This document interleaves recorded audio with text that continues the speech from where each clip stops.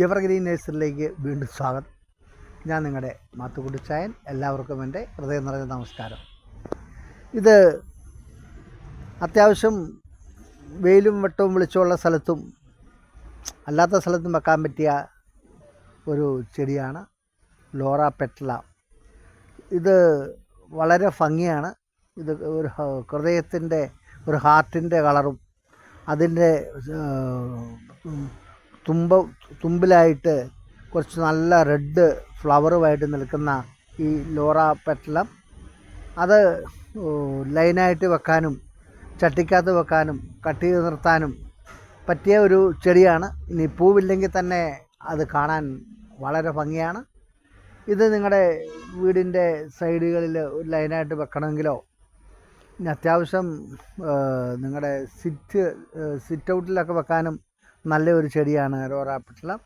അത് നമ്മുടെ അവിടെ ചെറുതുമുണ്ട് വലുതുമുണ്ട്. ഇതതിൻ്റെ വലിയ കവറിലുള്ള ചെടിയാണ്.